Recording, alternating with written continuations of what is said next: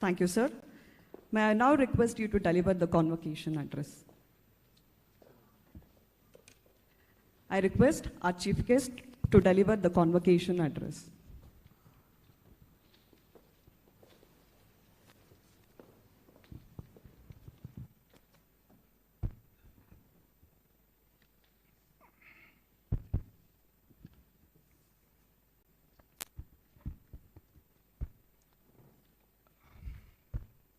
Before I proceed to give my convocation address, let me offer my prayers to the lotus feet of my Guru and my living God, His Holiness of Sri Kanchi Kamakoti Peetam, Sri Sankara Vijayendra Saraswati Swamiji. And without His blessings and guidance, I would not have even imagined of being on this podium of one of the great institutions of this country. Respected Chairman Mr. M.R. Jairam, respected Mr. M.R. Anandaram, respected Mr. B.S. Ramprasad, board members and trustees of this great institution, teachers and faculty members who always throw light to the students, and the proud parents and the family, and of course, the graduating students of 2021. Thank you for the privilege of and honor of having me before you. I am truly humbled by your gesture. I should congratulate Ramaiah Institute of Management for conducting so many programs despite the pandemic year. Thank you, sir. Thanks to all the teachers and the faculty members for not only conducting the programs, but managing an education institution despite the pressure and crisis that the pandemic has thrown. I really bow my head before you and the teachers for the way they have conducted yourself in the last 1 year.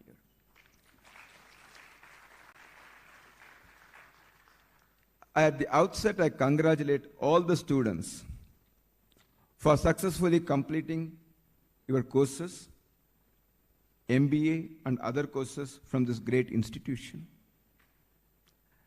This is a great day for all of you as you reap the benefits of your hard work and your dream has become a reality. You are stepping out of a college and the university campus with a great hope and with dreams to achieve greater professional heights in your professional life. I pray to God to give you more success, to give you the courage to face the challenges, to give the patience to overcome the obstacles, and above all, to stand up for the values, integrity that your parents and this great institution stands for.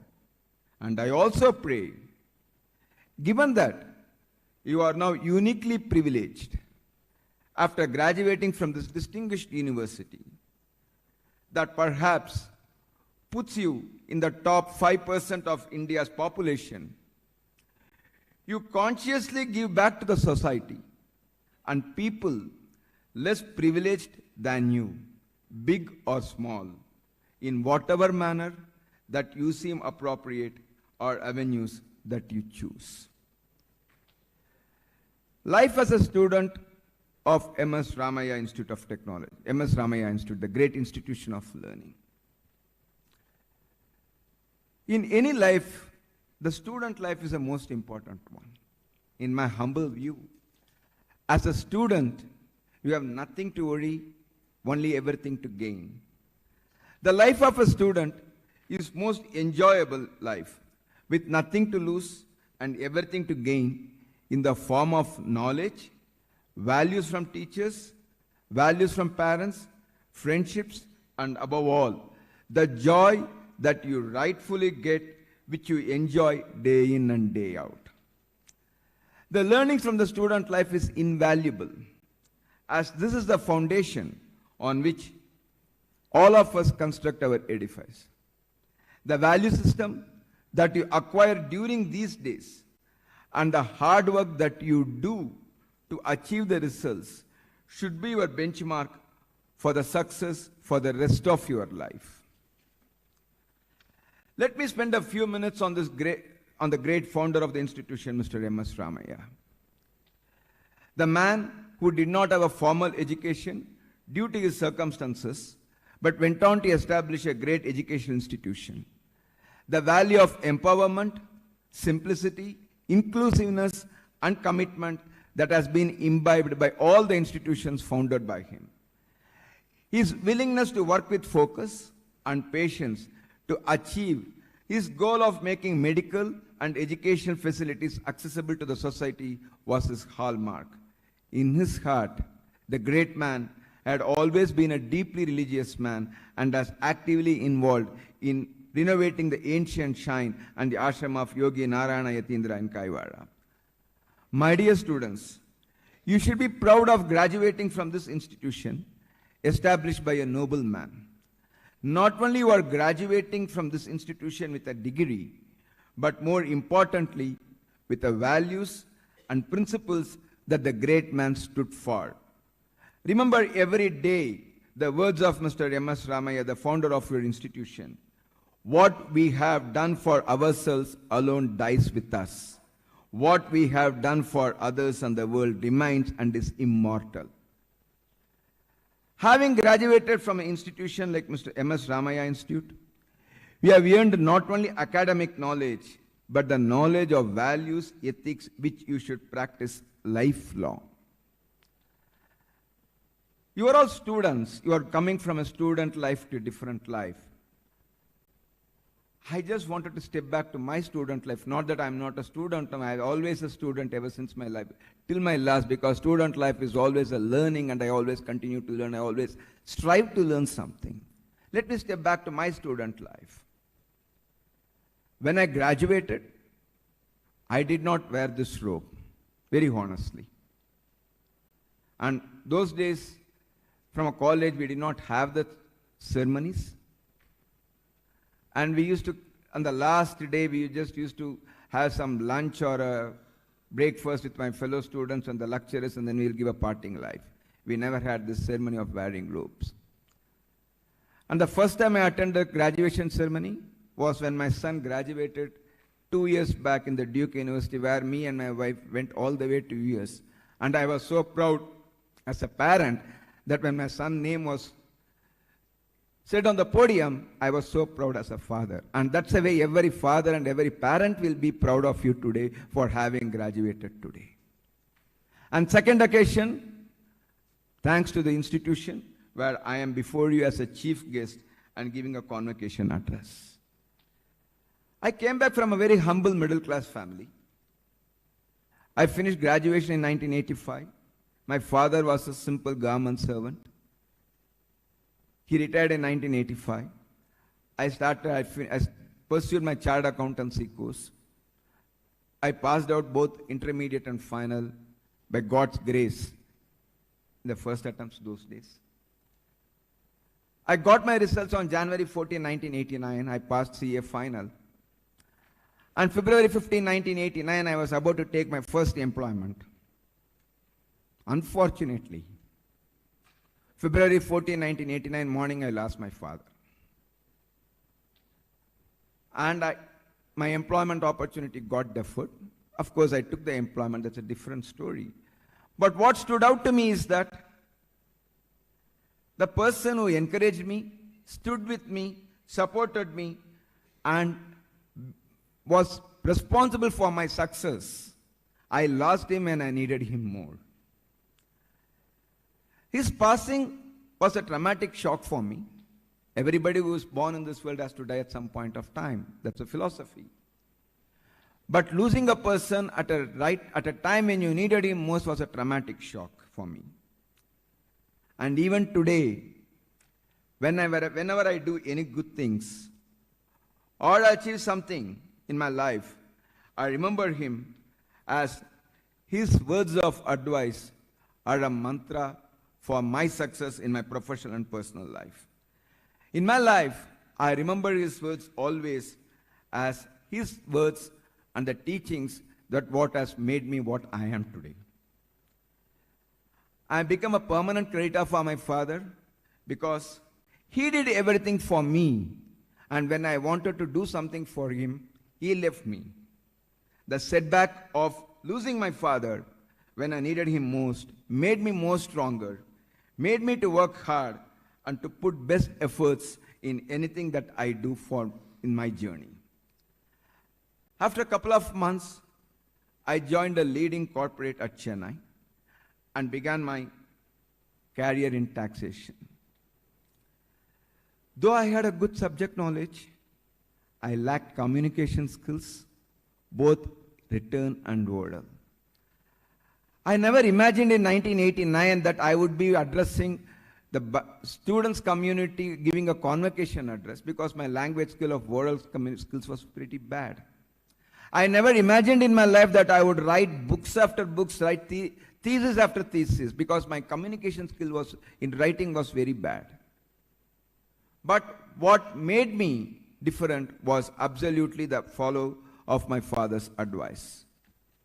My father taught me only one principle, simple principle, and which I cherish even now, and I shall continue to cherish it. I am passing on to my sons too, and I am passing on to all of you because all your younger generation, now that I become old. There is no substitute for hard work for success. Hard work with honesty and values will alone take you to success. I strove to overcome my challenge through this, and I remember him as I stand before you today. I joined Deloitte, an organization, a great organization, and I'm very happy that 20 of your students have joined Deloitte. Sir, be assured, all of them will become brighting stars in the future to come, because Deloitte is a great organization to work for. I am proud to be part of Deloitte, where values, ethics, and transparency are not confined to paper or a PowerPoint presentation. It is practiced on a day-to-day basis. The organization gave me a lot more opportunities to grow, and I'm truly indebted to Deloitte for the success in my professional life. As I said, hard work, honesty, commitment, and passion in what you do will take you to success. Never ever get worried. Success may be delayed, but it will never be denied. When you follow the hard work with passion, value, and integrity, success can never be denied. People keep asking me, I always say a simple example. The cloud cannot hide the moon or sun forever. It's only temporary. Chennai may be having a 3 days rain. The sun will not come for 3 days, but 5th day the sun has to come. So you are like a sun or a moon. The cloud can never hide you forever. Remember this. What is world outside for you? Now you have graduated. What is world outside for you? As you graduate and step into your professional career, people may say different things about this world. Cynics may paint a bleak picture. Optimists may paint a rosy picture and make you to believe that everything around this world is fantastic. It would pose a challenge to you as to what you should choose and which one you to believe, which one is correct. Yes, because when the student age, the tender age, you may get multiple ideas. Somebody says good, somebody says bad, you will be confused.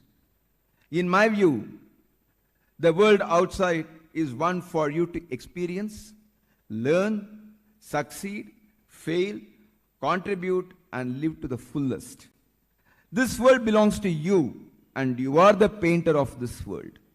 If you wish, you can be a Raja Ravi Verma for your own painting. Destiny is in your hands. Good or bad is in your hands. Optimism and pessimism is in your hands. The entire life is in your hands. A coin has got two sides. Similarly, life has got two sides. I am not a medical expert. There are some of the medical experts here, but I am talking with a limited, very, very limited knowledge of medical, because I just keep going to doctor for medical checkup. Out of that I am talking. Life will always be like an ECG report. You would have seen the ECG report will have ups and downs, sometimes more downs, few ups. If you expect a life to be a straight line, imagine what would be the impact if the ECG report has got a straight line. Life will never be a straight line. And whenever you are up, whenever you are achieving success, be calm, stay grounded stay grounded. Success teaches you few things. Failure teaches you many things. And during success, think what has contributed to you for the success, why you have become success. Think about it. And never allow success to go into your head. The moment success goes into your head, I am not saying you will become arrogant. You are tending towards arrogance. And the moment you are tending towards arrogance, you will lose sight of the facts. The moment you lose sight of the facts, you cannot take right decisions in life. And that's the reason I always say, people say, elders say, don't allow success to go to your head. When you are successful, be grounded. What will happen when you become failures? As I said, when something happens, it's not your level of success. Be calm, stay calm. When chips are down, never blame the others. Never shift the position to others. Never say success is due to me, failure is due to others. Success or failure, everything is due to one thing called team spirit, teamwork. When chips are down, when you face a failure, never stay calm and never throw the blame on others. Have a confidence on your abilities and yourself. Just remember one saying which my father taught me in 1988 when I had to go through some health issues before my CA exam. He said only 2 lines to me, which I still remember, and I always follow that. God brings the man in deep waters, not to drown him, but to cleanse him. Have that mindset, work hard, believe in yourself, life is yours. I said about the world, the philosophy of the world. Let me come back to the country, India, a country of opportunities in my view. You are born in this country, which is a Karma Bhumi, and is a land of great saints, philosophers, and a land which worships Mother Nature. I was immensely happy when the director administered a oath before at the beginning of the session about the various things. Satyam Vada, Dharmam Chara, Matrudeva Bhava, Pitrudeva Bhava, Acharya Deva Bhava, Atiti Devo Bhava. Great things. She talked about the Gurukul. Our entire education system was based upon the Gurukul. And our entire culture was basing for the worshipping the Mother Nature. Our culture teaches us to worship nature in every form. Land, whether it is land, air, rain, water, fire, sand, trees, everything, every aspect of a nature, we worship Mother Earth. Environment is not a science in our culture. Environment, protecting the environment and living with the environment is a way of life in our culture. This land gives opportunity which no other country can provide you in the days to come. On the economy side, India is the fastest growing economy and has all the fundamentals to grow to a $5 trillion economy by 2024, which is a dream of our Honorable Prime Minister. I'll give few statistics for you, which will help you to understand how is the Indian economy and what you need to do and how you will be helping it for the economy to grow. Indian economy is the 7th largest economy after USA, China, European Union, Japan, France, and UK. And as I said, has a potential to be among the top 5 economies by 2024. I'm sure India will emerge in the top 3 to 5 economies by 2024. The amount of reforms that we are doing it. Even the last year Atmanirbhar report, Atmanirbhar reform, I'm sure India will be there by 2024 in the top 3 or 5 economies. India has emerged the fastest growing major economy in the world and is expected to be one of the top 3 economic powers in the world over the next 10 to 15 years, backed by its robust democracy and strong partnerships. The unicorns India is the fourth largest unicorn base in the world with over 21 unicorns collectively valued at US 73.2 billion US dollars as per the global unicorn list. By 2025, India is expected to have 100 unicorns by 2025, which will create almost 1.1 million direct jobs according to the NASSCOM report. 1.1 million direct jobs. Normally the indirect job is 3 times of the direct job. Imagine 3 times of 1.3 million indirect jobs through the unicorns by 2025. Our investment in infrastructure is 1.40 trillion US dollar, which is higher, imagine, trust me, higher compared to US investment in infrastructure, which is only 1 trillion US dollars. Further, our investment in the infrastructure of 1.4 million US dollars, 1.4 trillion US dollars is expected to complete in 3 to 4 years, whereas US 1 trillion US dollars, the time period is 8 years. The private equity venture capital invested according to the investments growth was around 10.7 billion US dollars across 137 deals in August 2021, registering a 5x growth. And you would have come across in the papers, the government has introduced various profit-linked incentives. For mobile manufacturing and electronics, the amount disbursed was 35,400 crore. Textile sector and man-made fiber and garments, 10,600 crore.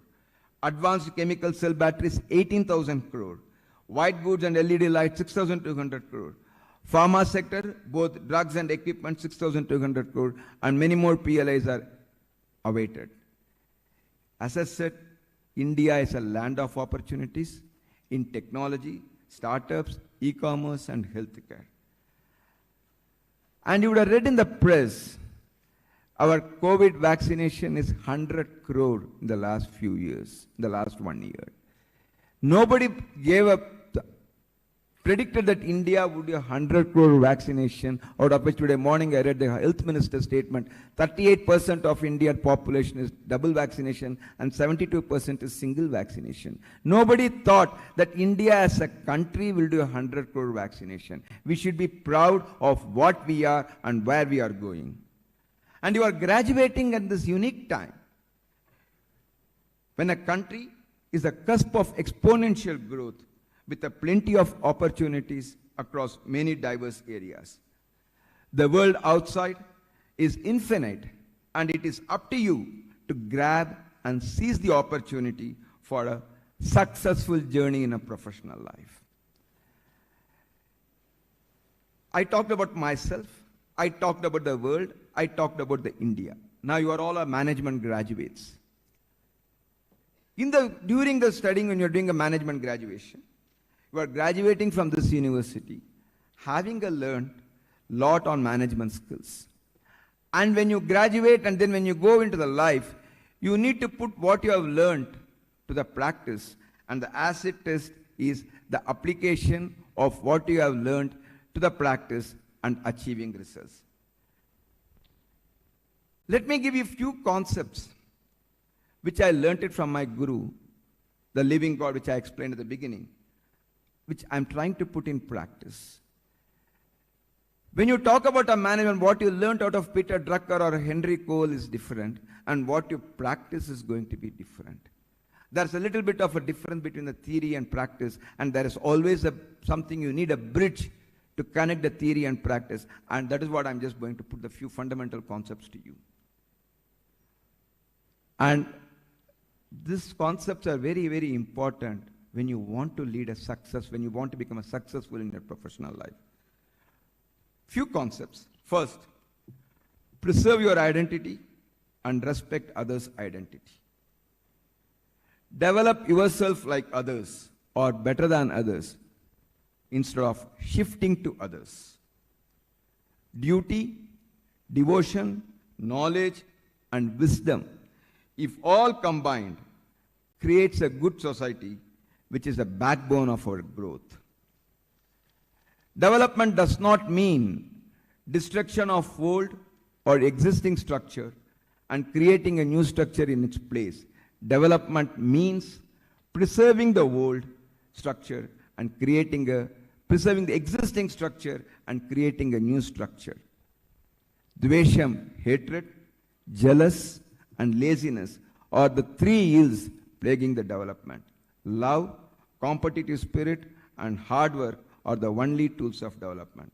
Finally, the inclusive growth as per dharmic practice in this country is the growth of education, please mark, is the growth of education, business, management, and above all, service. If it all grows, it leads to inclusive growth, which leads to improvement of society. And very often, people talk about me, great literature on management, great literature written by the successful CEOs on the management. While I respect every CEO, every professional who has written a book, for me there's only one book on management, Mahabharata. It's not about a religion, it's not about anything. Mahabharata as a story gives you the great lessons of the management. And whenever I need something, whenever I'm stuck on something, I go back to Mahabharata, I find some story which gives me some philosophy and principle which helps me to overcome the challenge. I'm giving you only one-liners on three characters, not much characters. I can keep talking about Mahabharata and it's relevant to the management, which I don't want to take your time, but I'm going to give only few liners, one-liners on three important characters. Lord Krishna. Everybody considers Lord Krishna as a god. Leave the god aspect and the devotion aspect aside for a minute.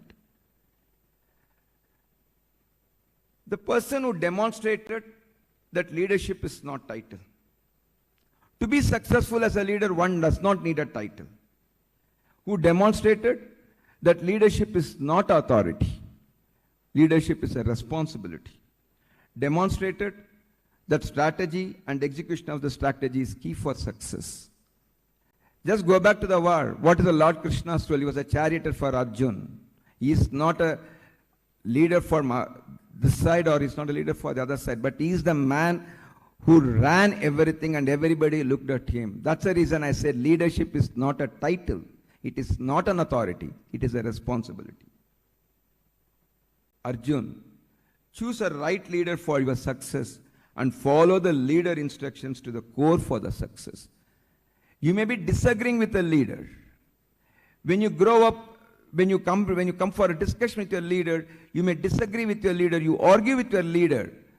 But once some decision has come into the room, outside the room, you need to follow the instructions, you need to follow what the leader has told you. That's what Arjun said, Arjun did. He disagreed with Lord Krishna when he wanted to wage a war. Lord Krishna preached him the Bhagavad Gita. And Arjun, yes, I follow you, I agree, and I will do whatever you say.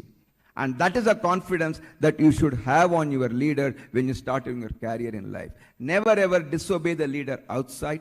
You disagree within the four rooms. The moment you come out, you need to follow the leader's instruction. And that is important for an organization. No organization can afford to have two leaders outside, then the organization will fail. And never ever do anything that defeats the leader's vision. Sahadev. Humility at its best. Despite being a great learned man, prove to the world that being humble will lead you to success. That means will lead organization to success.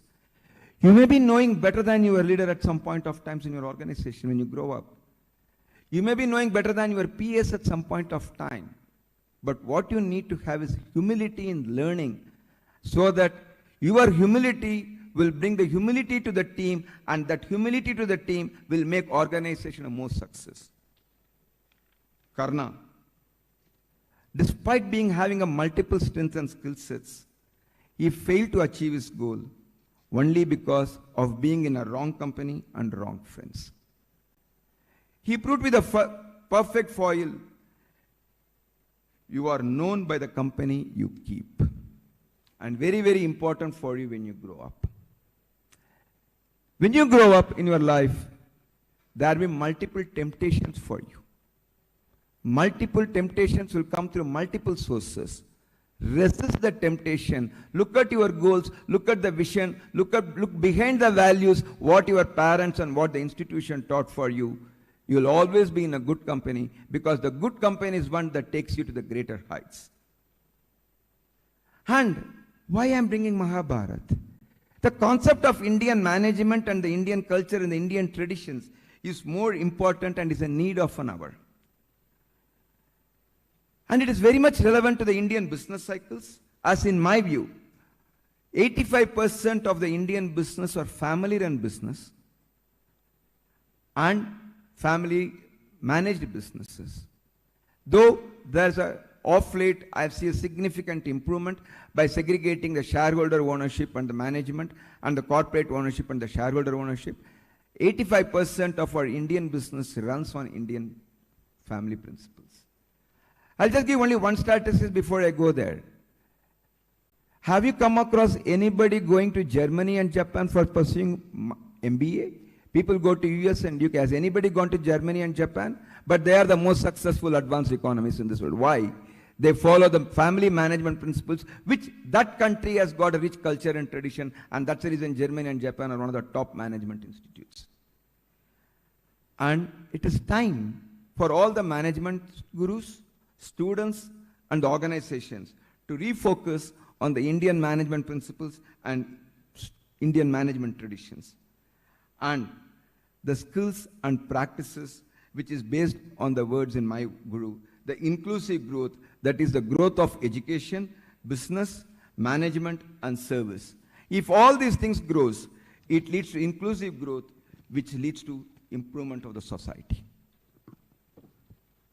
And after graduating, after achieving certain success, what is your aspiration?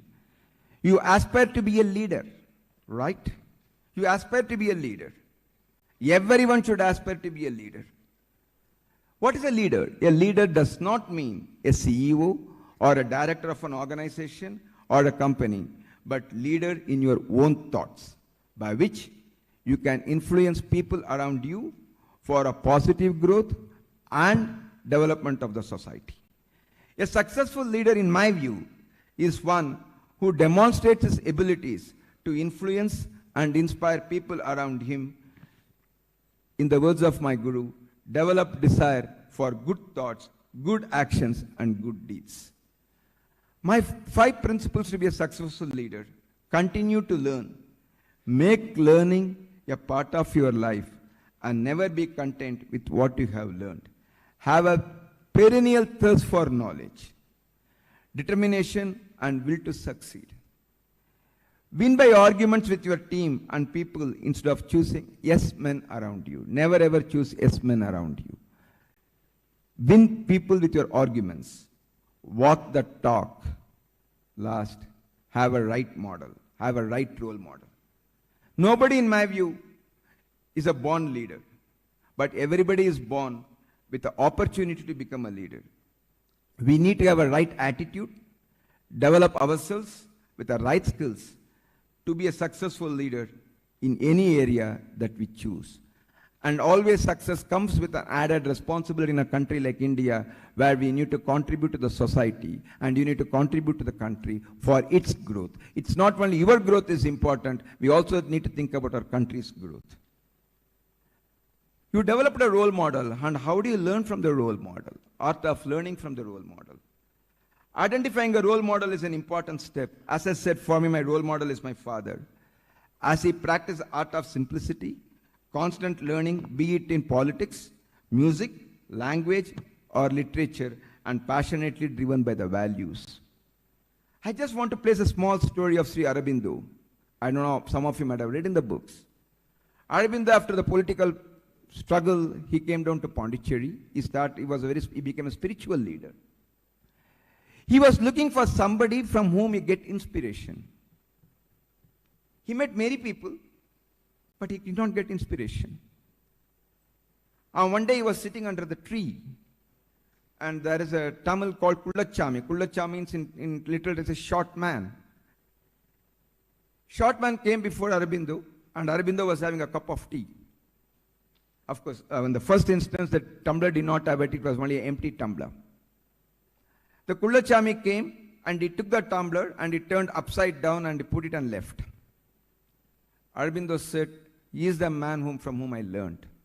And people around him laughed at him. "What are you talking? You are a great spiritual person, but you learned something from a man who like a nomadic Kullachami. was not even shaven, who doesn't look even good. You see, you learn from him by where he put his tumbler on the upside down. You say you learn from him. Aurobindo said, yes. What is that? He said, first, whatever you have, things you need to come out, then only the new things will come inside. If you have everything in you, you cannot get a new things from outside. But people did not believe. And one day, Kullachami once again went into a place where Aurobindo was sitting in his room. He rushed to his first floor. There, Aurobindo was having a cup of tea. He went inside, he poured the tea outside, and then he kept the tumbler back again in the reverse direction. And he did it twice or thrice. And people asked Aurobindo, what is this? He said, it reminds me and he tells me that I am yet to get whatever is there in my mind out. Unless I get it my mind out, the new things will not come. A very simple philosophy. And Aurobindo said, this is what I learned. Now look at a simple concept here. Forget about going down the tumbler and tea, and that's not the important aspect. Aurobindo decided to learn from a man who nobody considered as a spiritual leader. It is not important from whom you learned. It is not important what you have learned, who has taught you. It is very important that what you have learned. You can learn many things. I learned many things from my sons who are younger to me. Age does not matter. Status does not matter. Qualification does not matter. What matters is what you learned. That's more important. And as I said, practice the art of learning. And when you do the practice the art of learning, success is at your doorsteps. In my humble view, everybody has a right to be successful in their chosen area. But success cannot come overnight. It is a result of hard work, perseverance, passion in what you do, and determination that makes you successful. While trying to achieve success, you may face failures, but don't get defeated by failures. Failure teaches you more than success. Failure teaches you more in life, and learning from the failure becomes a stepping stone for your success. And how to measure a success? In my view, this is not measured by a material pleasures like owning a costly car, or owning a posh house, or owning a costly gadget. This is not a success in my view. The parameters of the success is not measured by the materialistic pleasures owned by a person. In my view, the parameter of success is a combination of the following. The ability to have a right thoughts and practicing those thoughts on a sustained basis for the development of you, people around you, and the society around you, and the ability to have a positive influence on people around you and make people follow you in your chosen area. That is what in my definition called success. The moment you step out of this institution, after your graduation, again I lay the emphasis on learning. In Tamil there is a proverb, Kattradu ulagalavu kattradu kaiyalavu kalladadu ulagalavu. That means what you have learnt is only handful. What you have not learnt is the world at large. Continue the practice of learning and always be with the God of learning. Don't go to God of yearning immediately. Be with the God of learning always. If you are with the God of learning, God of yearning follows you. And if you compromise on the God of learning, God of yearning will step out away from you. Never ever get greed and never ever get succumb to the God of yearning. Yearning follows the learning. If learning compromise, yearning stops. Imagine, please follow this in your life till last. People have been successful in their corporate careers because of their greed. They went through tough times in their professional life. Never ever be greed for the money. Money follows you. Money, wherever you are, money follows you. As I said at the beginning, the cloud cannot hide the sun and the moon forever. Remember these lines. I follow only 3 principles taught by my father. When wealth is lost, nothing is lost. When health is lost, something is lost. When character is lost, everything is lost. That's what my father taught me. I'm following it up. Finally, my 5 prescriptions for the success. Learn, learn, and continue to learn. Never stop learning. Take right choices. MBA is a right choice. After the MBA, you have to take the right choices in your life. Imagine out of 250 students who are graduating, one of you would become a CEO of a Fortune 500 company in the 10 years. One of you would become a CEO of another global organization. Why one of them become a CEO and others are not there? Everybody, God has given intelligence to everybody the same level. It is a choice that you make and make the right choices in your life so that you achieve the success. MBA is like a passport. I always say that. Any academic degree is like a passport. You are entitled to get visa. What visa you get, where you want to go, that's a choice that you make and make the right choices. And make sure that ethics and integrity should be part of your DNA and never ever compromise on that. And this advice, not only for the younger professionals, even for professionals like us, aim to give an autograph for a person, never get into a situation of giving a thumb impression. Follow your passion with hard work, sincerity and commitment. And I assure you, sky is not the limit for growth. Besides, I can tell you only from my personal experience, which I always relish, there's a more happiness in giving than receiving. Give more, you receive more. If you don't give, you will not receive. You need to practice the art of giving, then only you will get the habit of receiving from others. Practice the art of giving. Conclusion. In Indian tradition, as you started practicing the oath, Matrudeva Bhava, Pitrudeva Bhava, Acharya Deva Bhava, Atiti Deva Bhava. There are various interpretations on that, but my interpretation is very simple. When a child is born into this world, the first face the child looks at is mother. The mother shows the father. The mother and the father shows the guru, and the guru shows the world outside. That is an atiti. That is my interpretation. And your mother and father shown the great institution like MS Ramaya Institute. You are graduating out of this. Be proud what you have achieved so far and bring more pride to yourself, your parents and your institution. I wish you all the very best in your life, and I am always available to support you and help you in any manner that I can do. Thank you so much.